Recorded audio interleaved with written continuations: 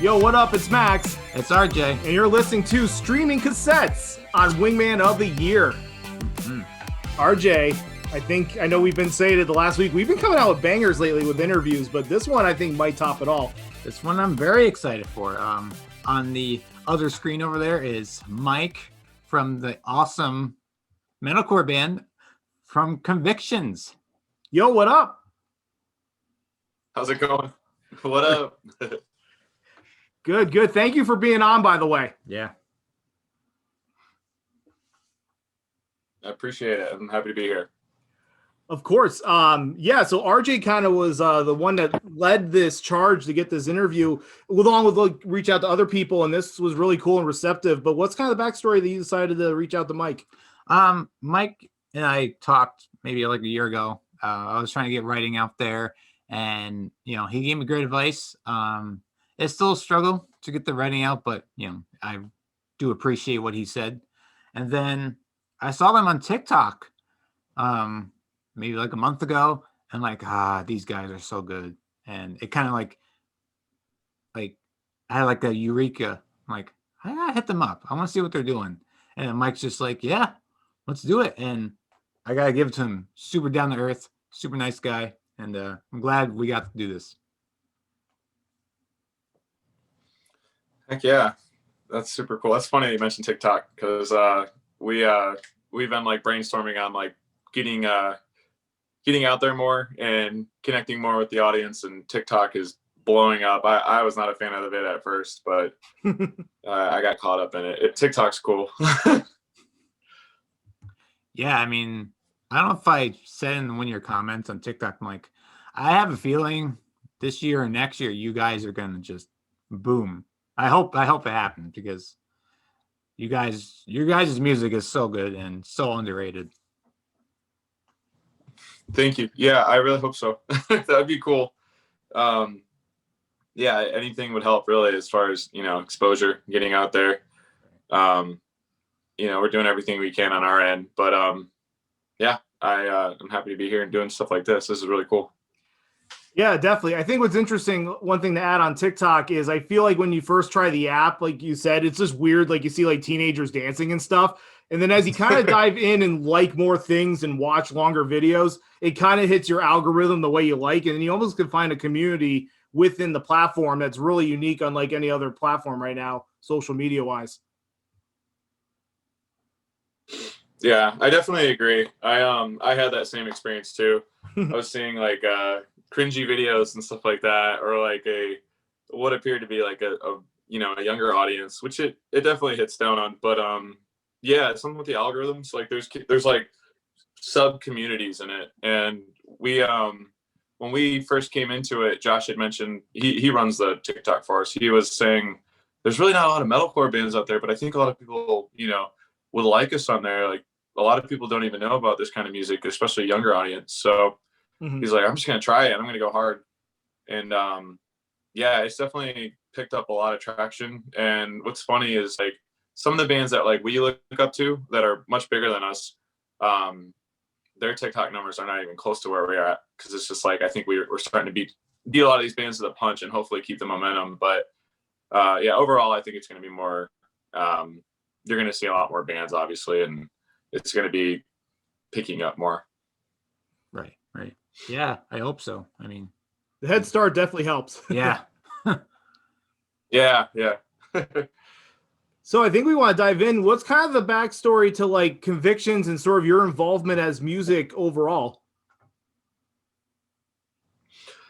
Oh man, that's a big question. Where do you want me to start? So how did you, because I know I did some digging, and I actually didn't know this, that you weren't actually original in the band. Is that right? Yeah.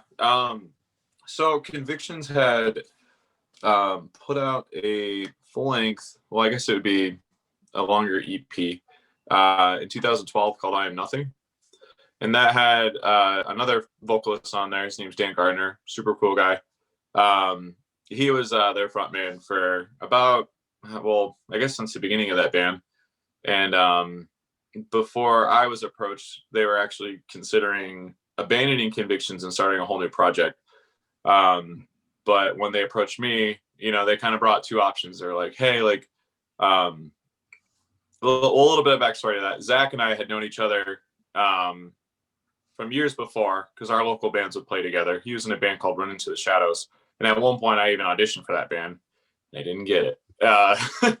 But we kept in touch, and he approached me about Convictions, and he's like, hey, we're thinking about, maybe starting a new project or continuing Convictions.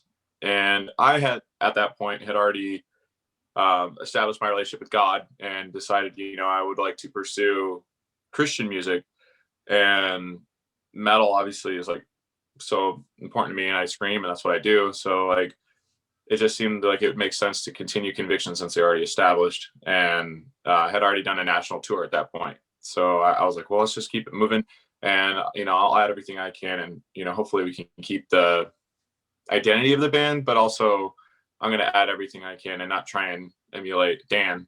So yeah, it was a bit of a transition, but we ended up putting out an EP a year later in 2013 called Unworthy. Nice. Yeah. Speaking of that, how would you explain like aggressive worship to somebody who doesn't know what that is? Yeah. So aggressive worship is a moniker that Convictions had came up with right from the get-go, and it was a kind of like a slogan that we stand by. It's the literal definition. It's a aggressive worship. We play aggressive music, but we worship. The way we perform and act on stage, of course, is performing, but in what we do and what our message is worship, like you would do at a church or with anything else. So not to sound too pretentious, but when we perform, it's geared to God. Like, we want to worship. So I think that's a lot of the roots to the meaning of aggressive worship. And it's just something we do. Was there any backlash from like the Christian community? Because, you guys are screaming and it's heavy. So, and you don't really hear that in churches, or mostly a lot of pastors don't really listen to that kind of stuff. So was there any backlash at first? Yeah, of course.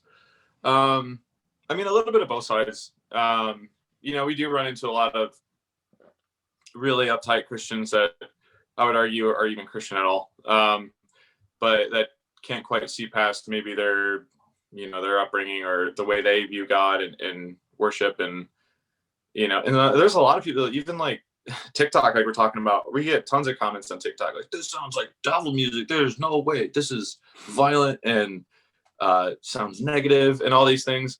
And it's just so silly to me. I understand, like, yeah, it is very dark, and it's metal, it's powerful music, but I think a lot of it is just misconstrued or ignorance. Okay. Yeah. So what were some influences growing up? Like, have they changed too, like from growing up?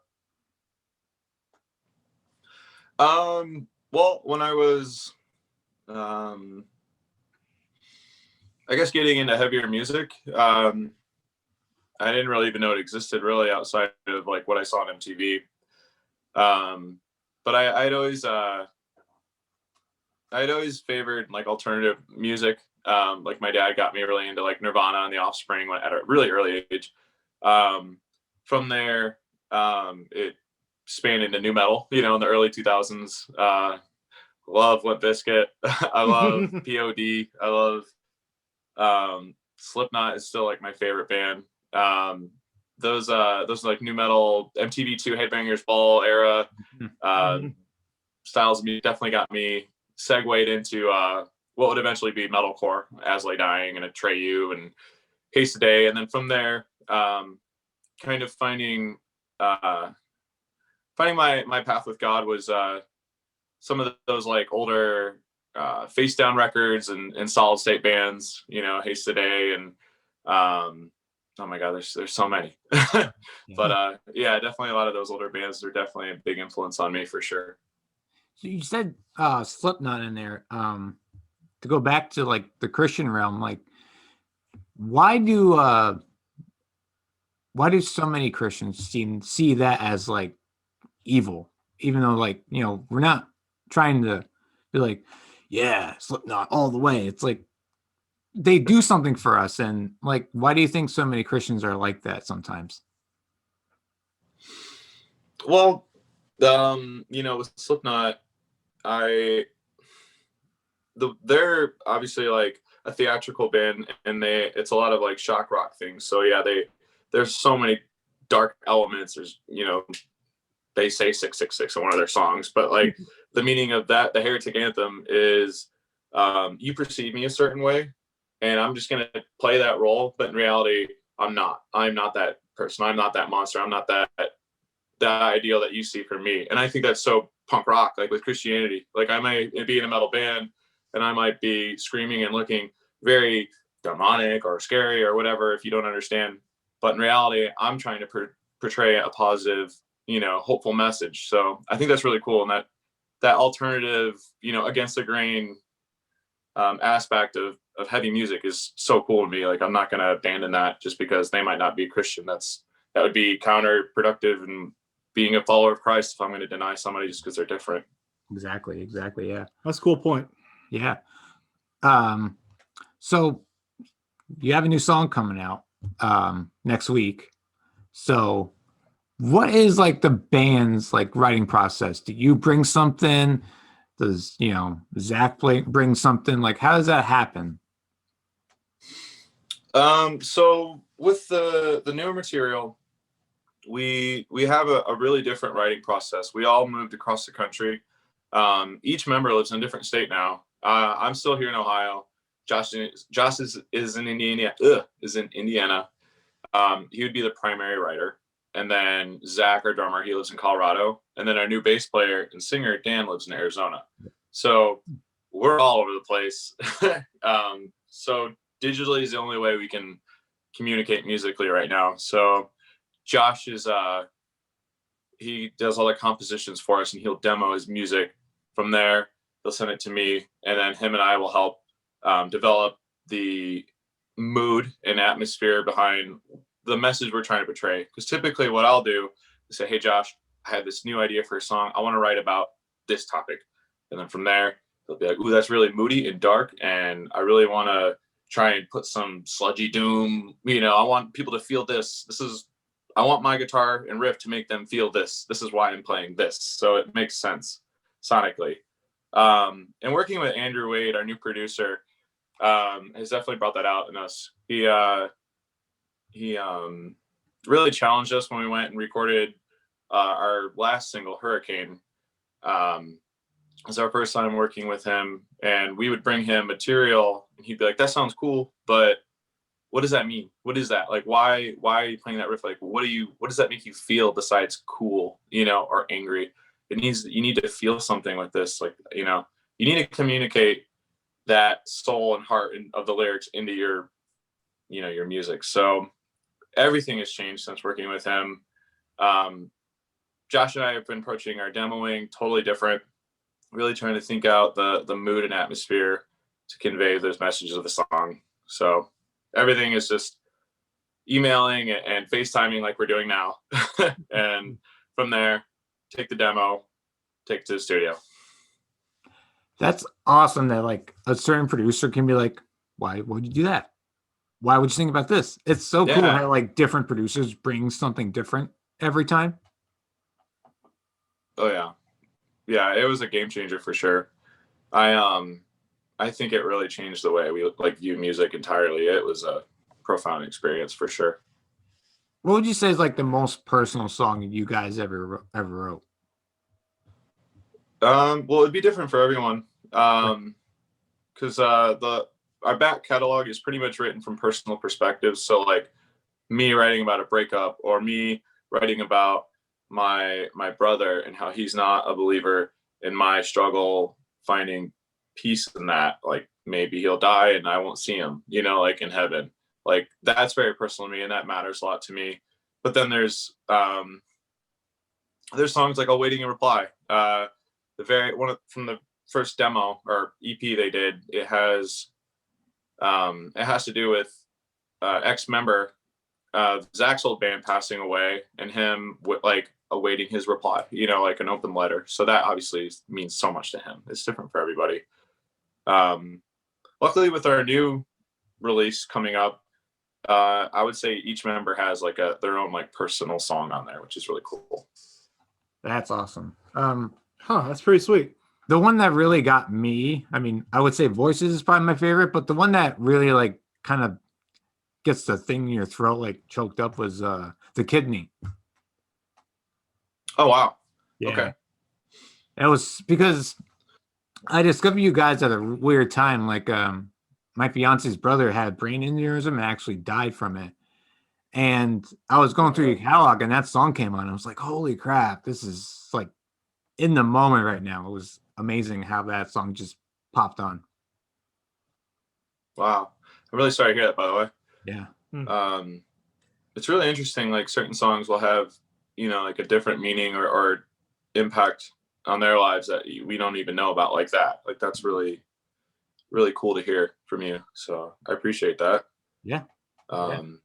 Yeah, that one it's kind of a sleeper song because that was just kind of John's project, and Zach, they wrote that one, and then they did that. So like Josh and I like really didn't really have a hand in that. So it was just kind of like just for him, and what the message that he wanted to share. So I know that he was going through his transplant at that time, and I know it meant a lot to him.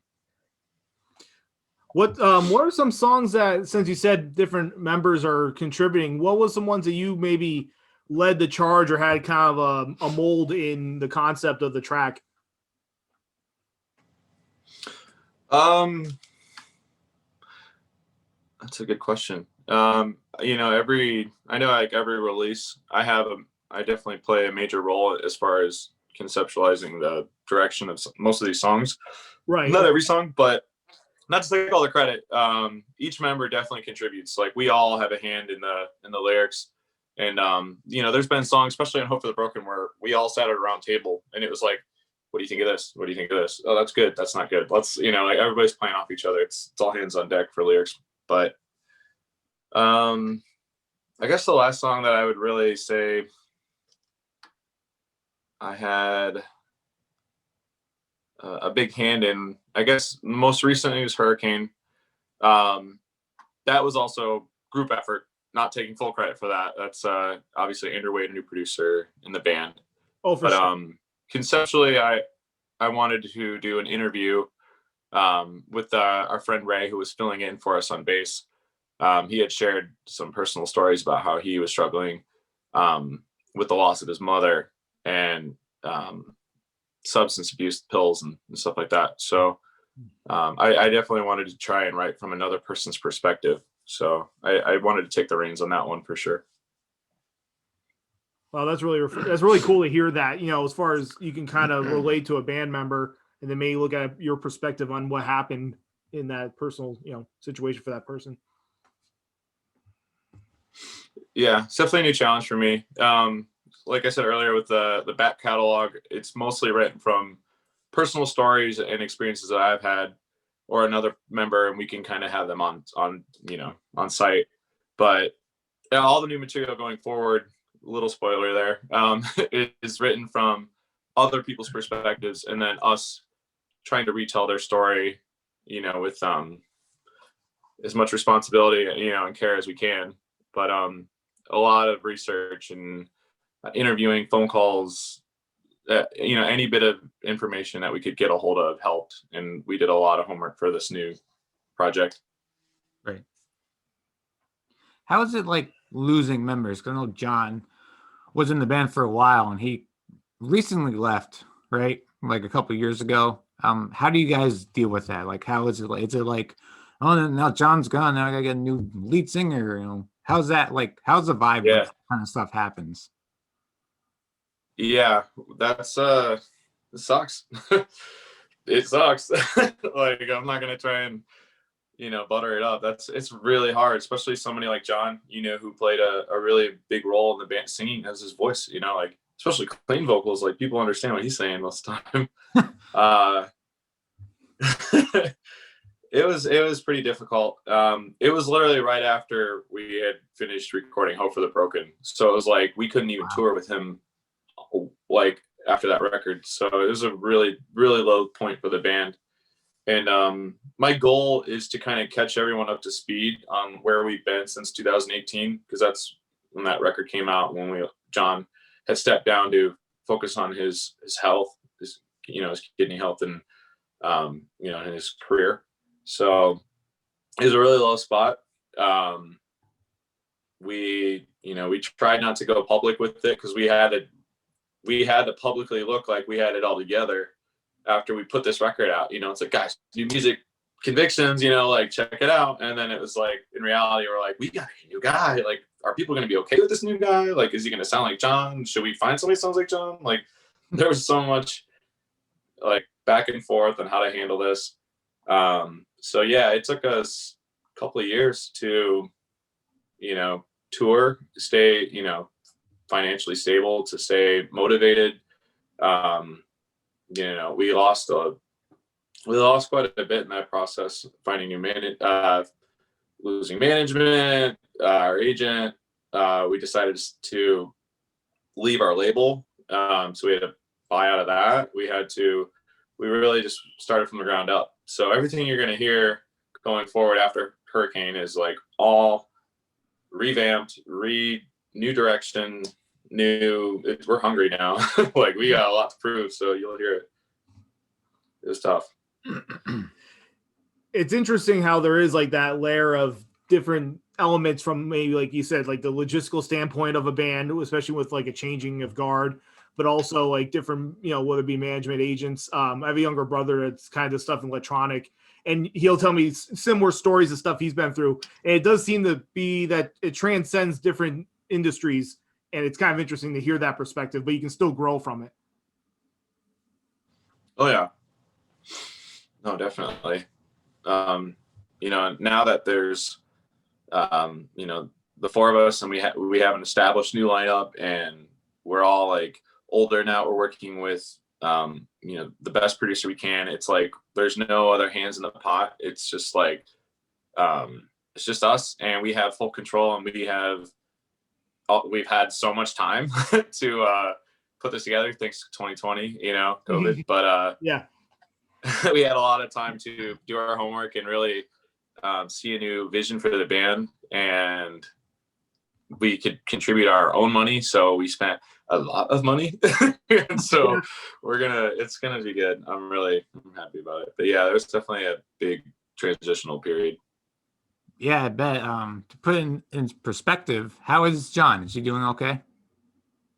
Dude, yeah. I guess I should have mentioned that earlier, like when you were talking about past members. Funny thing with Convictions, like, you hear about other bands losing members and parting ways, and it seems pretty bitter, but every member that has been in Convictions, we're all so cool. John has a big hand in everything we're doing. I'm meeting with him this Friday to film for some new projects. He helped film all our new music videos. He did the Billie Eilish video. He helped with the Hurricane video. He's getting his work out there for, his filmography and photography. So we're working directly with him. Over the summer, him and I did a podcast together, and he's not even in the band. It was just like, we're talking about old stuff, and he's hanging out with us. Like, it's really cool. Like, even Dan, he had left the band in 2012, but he's on a song, and I Will Become, and it's kind of like a friendly passing of the torch. Like all the old members in the Hurricane music video, the main actor in that is Justin, our old guitar player. Like, we're all, it's really cool with Convictions. I've never seen another band where they're just friendly with past members and stuff. Yeah, I wish it was more like that. Yeah, it's tough, but life's short, and part of us, and like trying to walk the walk, if being forgiving Christians and stuff. Like, if there's ever bad blood, like, we try and squash that early. Right. Kind of the circle, because you just talked about it in the mention of the different bandmates. One of the things you recently did was the Everything I Wanted cover by Billie Eilish. What was kind of that whole process? And it seems like it's gotten a lot of good feedback, great reception. Yeah, that was So for that song, we went back to our producer, Nick Ingram, who's done Unworthy, I Will Become Hope for the Broken here in Ohio. So it was pretty convenient for us just to kind of get together and work with him again, because we already knew how he works and he knows us so well. But it was just kind of we're kind of in that weird, when we put it out, we're in that kind of like weird spot where like Hurricane's been out for a little while, and then our new material, we can't release that till later. So it's like we have this open gap. Let's just put something out for fun. I mean, it was probably the middle of COVID, 2020. So all these other bands are doing cool live streams and things and covers, and we all live across the country. So we had to definitely come together to fly everybody in and record this song. And the music video was literally recorded the exact same day as that song was recorded. We did it all in one day. Wow. Had John come down. It was a big process, but it was a lot of fun, and we got a lot done in that day. I wish we'd do more stuff like that. Yeah, it's the cover, like, sorry to answer your question. The cover did really well, though, as far as I've known. I've had a lot of people here in my hometown stop me and talk to me about it. And guy at Meyer, local grocery store, he was like, dude, you're Mike. I was like, yeah, what's up? He's like, the Billie Eilish cover is sick. I was like, whoa, dude, you didn't know that? He was like, yeah. I was like, heck yeah, dude. Like, it was so cool. I was geeking out. There was a little bit of hate, because it was like, not bad hate. It was just kind of like, oh, this is sweet, but where's the new stuff? Like, this is a cover. And we're like, I know. Like, we couldn't really tell anybody, like, there's new stuff. We're like, yeah, it's a song. It's not an original, but hope you like it. I think artistically, though, it kind of like, it gives you a way to kind of put your sound on something without having maybe the blowback of like, hey, if it's not the way you're supposed to sound on an album, you're going to get that criticism. You can kind of try different things and see if it's going to work, because it's really, you're using the cover as a way to sort of promote your music out to people that maybe don't listen to metalcore as much. Right. Especially with TikTok. It's a great little gateway to get new fans. Yeah, I think it was a cool opportunity for us to kind of hint at what our new sound is going to be like with Josh's new guitar effects. I've done a lot vocally with finding new ranges and new things in my wheelhouse. And it wasn't just like a straight cover. Like, we added, like a breakdown in some ambient areas and try to give it a full Convictions treatment, instead of just, word for word, bit by bit. So I thought it was a cool opportunity to kind of like, this is kind of what we're going to sound like, but we're going to be way heavier, but it's still cool. Like, hope you like it. No, I thought it was dope. Yeah, it's really good. I love it. How did you choose that Thank song? you. Like, why was it that song? Like, did you go through other covers? No, this is all, from what I understand, this is all Zach's brainchild. He had just kind of called us one afternoon, and he was like, hey, like, thinking about a lot. This is a song that's, it means a lot to me. I know as Convictions, we've really been trying to hone in on having an outreach for mental health and suicide prevention, things like this. And a lot of that is touched down on that song. So we have a personal connection with that as far as the substance, but also, we really like Billie Eilish. Like, she's cool, and we love her sound, and it's a very popular song. So it just made a lot of sense. Right. But I think Zach was the idea for that. I think from what I remember, he approached us on that. Yeah, I thought it was a good choice too. I mean, I do like Billie, and I like her message, and just to hear you guys do a cover, it's like, oh my God, this is going to be awesome. But you were talking about ranges in that song. How did you find your screaming style? Because you do have some similarities to Devils Wear Prada, stuff like that. So how did you find like your style? Well, I mean, it's always evolving, or at least I try to have that. But in my early years, I was definitely pretty muddy and kind of, I don't know, more of a Norma Jean kind of, wall of sound. Yeah. And in those early years, it was like my first band was really hard on me about getting my diction, pronouncing my words fully, and really trying to have people understand me, because it was just our parents watching us back then, and like, we can't understand you. What is all this? So that kind of forced me to pronounce my words when I scream, and I think that stuck with me into adulthood. But a lot of like hardcore influences too, where you're yelling and you maybe would abandon technique and at the risk hurt yourself. But if you're putting a lot of emotion into it, I think that's a little more important in the long run, as far as people feeling the song and having an emotional connection to it. So that was definitely a bigger influence with like I Will Become. But you know, like the Devil Wears Prada thing is definitely like just like a higher range, and it just sounds so ridiculous that like yelling sound it was fun to do, and then I just couldn't get away from it for a while, so I was just doing it a lot on like Hope for the Broken, that full length. It's just all over that. But in the newer stuff, I don't do it too much, and if I do, it's a little more honed in and more of my own. But I was never like out to rip this dude off or anything like that. It was just kind of a happy accident. One thing I have as a question, because RJ's more in the metal scene, I'm kind of more different genres of music, but I like to try to dabble in everything. Technique wise, how do you get that type of sound when you're performing vocally? And I know from what I've gathered too from friends that have been in rock bands, you can there's a thin line between doing it without like ruining your vocal cords. Like, how does that whole process work? Yeah, I saw you practicing on your guys' teaser earlier. Yeah, yeah. I don't think I can even do karaoke. Oh, this dude's getting it. All right.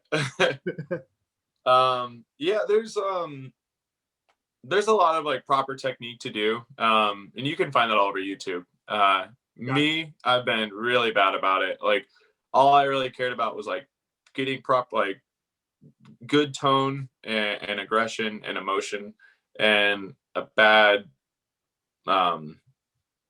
consequence can really damage your voice. And I've been terrible at that. And I've been able to tour sometimes half the year, playing like the most I did was like 70 shows like consecutively, like a few days off in between, but like back to back to back to back, you know. And I was still able to do it. Like your body is definitely capable of adapting, you know, like any physical labored, you know, worker. Like, you know, if you ship packages for a living, or, you know, you have your body's familiar with some kind of physical strain, you'll adapt. And it's just like that with your voice. So you shouldn't, but if you're hurting yourself, you'll get used to it. But you should definitely practice proper technique. There's plenty of tutorials and stuff on YouTube, and I've gotten a lot better at that. I'm confident going into the future I'm never going to lose my voice on tour, or at least damage it nearly as bad as I have in the past. But yeah, you could definitely, anybody could do it. There's so many things that a beginner can do and sound awesome. Wow, that's awesome. I mean, it's just one of those things you sort of overlook. You're like, okay, like this is happening. You know, you're going to this breakdown, you're going intense. It's like, how does like that even happen? Just like if somebody's gonna hit like a falsetto, you know, it's just kind of different registers, I guess. Yeah. Yeah, the screaming world is totally different. Like it's kind of strange too, because a lot of the really angry parts, like a tagline or a big open part, I almost want it to sound like what would it sound like if I was yelling at somebody and I was in like a big verbal argument and I was yelling at them, and maybe I wanted to fight them. What would that sound like? And then you do it and you're like, oh, there's too much technique. Like it doesn't sound, you sound fake or corny. So then I'd have to abandon the technique and just literally yell. And it sounds so much cooler like that. And that is such a bad habit of mine, but I have to do it. Like, I don't know how else to, it's so bad. I definitely gotta work on that. But I think I've gotten a lot better. And all the new recordings we've done for the new record, release, sorry, I don't want to give people false hopes. It's definitely a lot better technique. I think I finally figured out what works best for me. I did see you do the cinnamon challenge, and I'm sure you don't recommend doing that again, right? That was a long time ago. Yeah, that wasn't easy. You can definitely hurt yourself. I don't know how I got through it. I think I just like closed my mouth and I did not breathe in. I think if you breathe in, like, then you get whooped. I was going through your videos and like, oh, this is gonna be bad. I just know it. Yeah, we did. So let's talk about this song. The Price of Grace. Yeah, I mean, you've been teasing it. How is it different from your other material, would you say? I mean, it's different in like every way I can think of, as far as like the way we approach the writing process. Lyrically, it's definitely a big change for us. You know, I know that Josh has really worked. He's gotten so much better with his guitar composition and the effects. He's doing all these crazy things with his pedals. Like I can't keep up. And it's pretty nuts. And you know, working with Andrew has definitely changed the way we view writing. So it's just so much that has gone into like the whole finding our sound and finding our tones, but also the lyrical content for me. It's been so much different. For The Price of Grace, it's a true story. I wrote this song about a good friend of mine. His name is CJ. I met this guy while touring. He approached me, I think for the first time, it was in Texas. And it like right away, I was like, dude, like, I feel like I've known you for a long time. Like, you seem really cool. Like, we just kind of hit it off like bros, and really cool guy. We kept in touch, and he traveled a lot. I think he's like maybe with schooling or maybe the military, but he would visit us in the most random places like New York, Florida, Texas, South Carolina. Like, he's just all over the place. So I'm like, dude, like, what's up, man? Like, you're all over. And he was super cool, and he ended up bringing one of his best friends named Travis. He's like, this is my dude Travis. Like, he's getting this music. He's my best friend, and dude already had a Convictions hat on. Like, super cool guy. But he was like really quiet. That's like one of the biggest takeaways I got out of it. Was like, this dude's really quiet. He's really reserved, really kind from what I'm gathering. But I couldn't really have that like breakthrough. You know, like I couldn't. You know what I mean? He's like reserved. But yeah, he would come out to a few shows, and you know, Travis would be more regular. And then before our last tour, between our two last tours, I got a call from CJ. He's like, hey man, sorry to call you out of nowhere like this, but you know, I want to let you know that Travis had taken his life, and you know, I'm pretty messed up over it. And it was such a shocker. Like, I haven't experienced any direct family members going through something like that, but to hear a good friend of mine I care about be affected by, you know, suicide directly, you know, that hurts a lot. And it's like, I don't even know how to react to that, you know, other than say sorry and like, wow. So I spent a lot of time thinking about it and really trying to process his grief, and decided, I don't know, I felt like God was telling me, like, you need to share this story on tour. And so every night on stage, you know, I try to make it a moment to share Travis's story and how maybe he didn't feel like he could, you know, as a man, you know, men, how we are, like, we can't always be so open. We got to be strong and silent and bury it. You know, it's a really toxic stereotype. And I felt like he was maybe a victim of that. Like, he couldn't share himself, and maybe that was why he's so reserved, or he didn't feel like he had a voice or something. So I wanted to interview CJ, how he was handling grief, and how, you know, the whole story and how they met and what happened and how he felt. And eventually it turned into writing a song about a play-by-play, true story play-by-play, but a story beginning to end of him handling the 5 stages of grief, and where he was at when he got this news and how he handled it, and some of the personal details surrounding this whole story, and then his reconciliation. And it was pretty challenging. Like, CJ didn't have to do this. Like, he didn't have to be so open and brave and talk about it, but he did. And I want to honor him. So I spent a lot of time, you know, interviewing him and really processing, like, how do we properly tell the story, but be real and striking to the point where it'll reach people. So this song definitely means a lot to me. And I hope other people can find something out of it, you know, that'll affect them. And maybe if they've gone through a similar story, they can find something in that. Wow. Price of Grace. Yeah, I've been through that kind of stuff with suicide and stuff myself, and Yeah, I don't want anybody ever to feel that way. It's not. Yeah. It's hard to explain to somebody, like to you guys. It's not a good spot, and Max knows. And I act out sometimes like really silly and stuff, or sometimes just like Travis, just kind of just reserved. But it's people like you, man, that really help us get through the day. And I want to thank you for that. I was gonna do it off the show, but you brought it up, so I do want to thank you for making the music you guys do. Oh, I really appreciate that. And it's an honor. Like I love what I'm doing, and I'm sure you do too.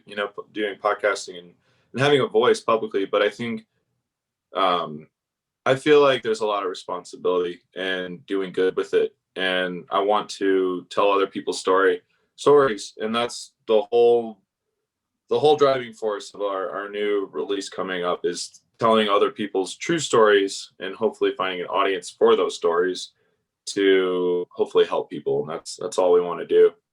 So I really appreciate you giving me this platform to share that. And I appreciate you guys and having me. And I'm sorry, like, it's kind of awkward. Like, I want to promote this song and I want to get it out and I want to be like, yeah, check out this single, everybody, it's gonna be sick. And like, it's like, it's not fun like what it's about, but it's important. And so it's kind of finding that middle ground to share it and be excited about it, but also like, hey, this is important.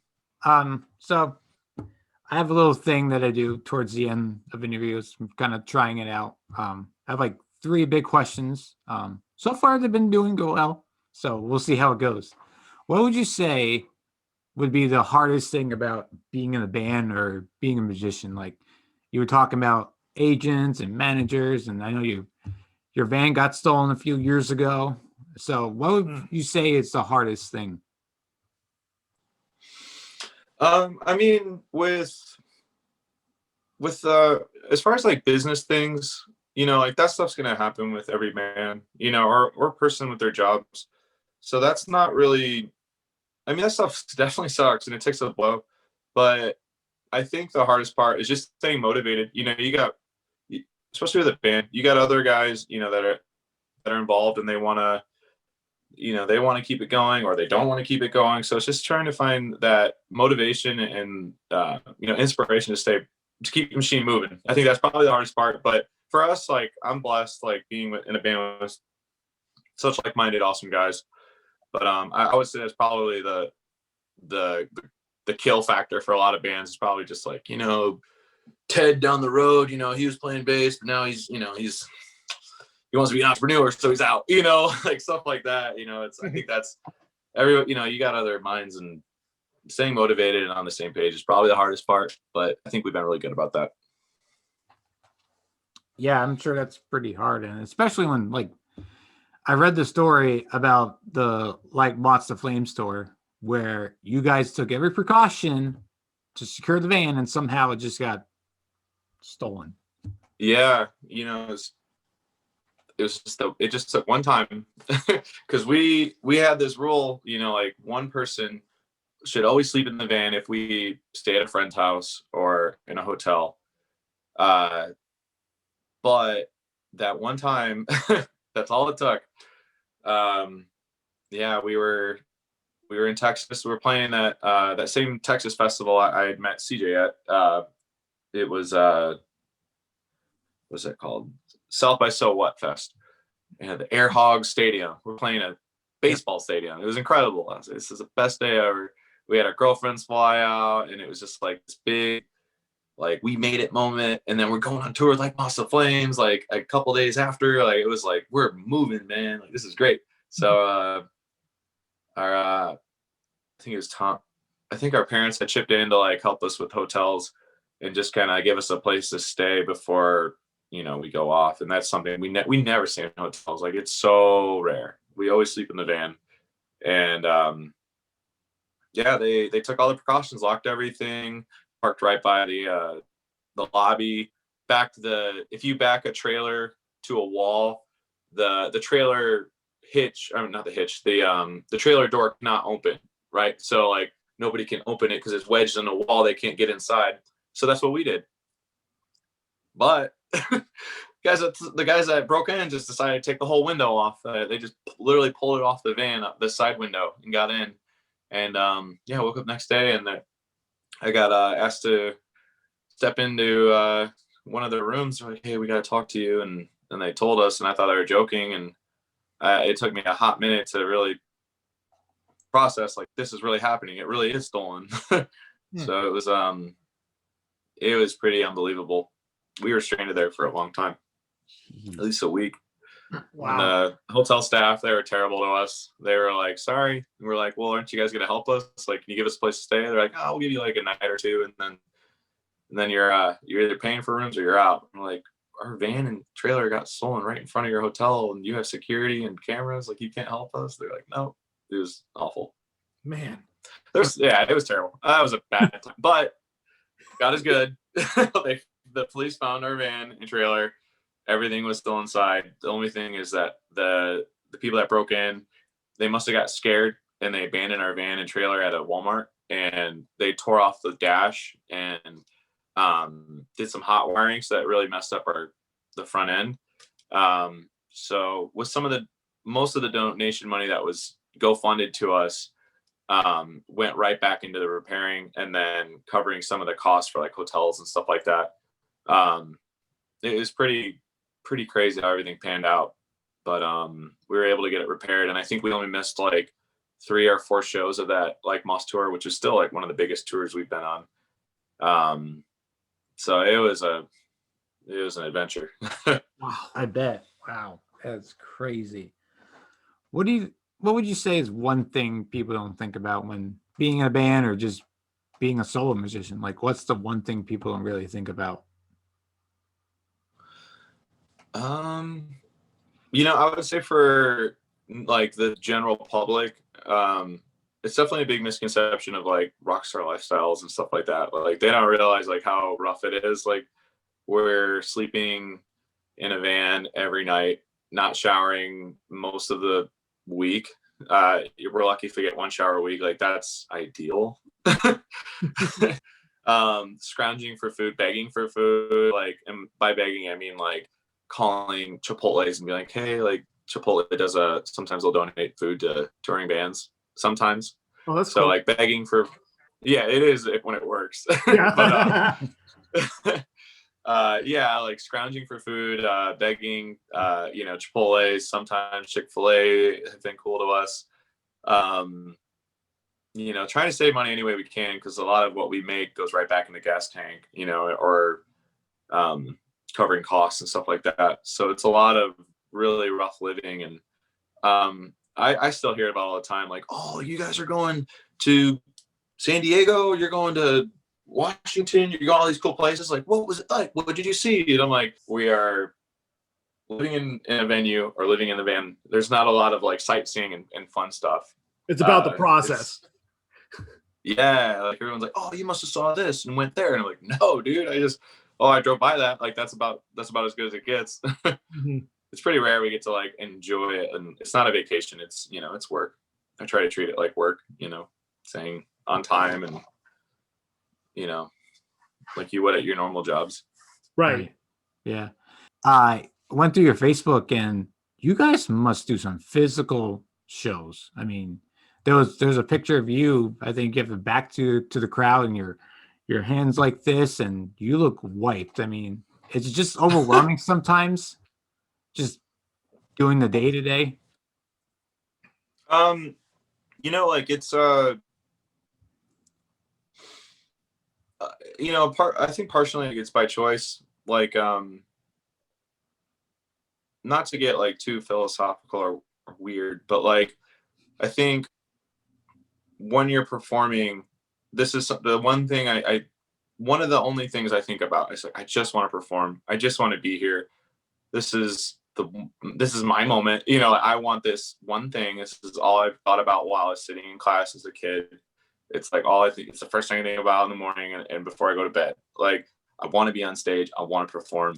So now I'm here. So you're on stage, and it's like, I'm just gonna whatever it, or I'm gonna like go all out, and I'm gonna put everything into it. I'm gonna jump on the floor and land on my back. I'm gonna punch the wall. I'm gonna like this is real, you know. And like I try to be as physical as I can and entertaining and move as much as I can. And if it kills me, so what? Like, I get to do this. I love this, and I want to keep doing it. But I need to play each show like it's my last show, because it could be, you know, like that's how you got to view it, you know. So yeah, I'm definitely whooped, but you're pumped full of adrenaline and maybe a rock star if you're lucky, and you'll be on your way. Man, that's awesome. Yeah, that's a great. That's actually motivational too for some people, I'm sure. Yeah, you see a lot of bands just kind of like whatever, you know, like maybe they just don't really like it, or maybe it's part of their vibe, you know, like I'm just this cool laid back guy and this is how I play. But like for me, I'm like, dude, you gotta get it, man. Like get it. Like that's your shot, man. Like that's the moment. Get it. And like take advantage of it. Like you're doing something incredible, or you can do something incredible. So enjoy it. Oh, completely. Yeah. I don't know if Max has anything else, but I know Max knows what time it is. It's time for my 3 things to tell a musician.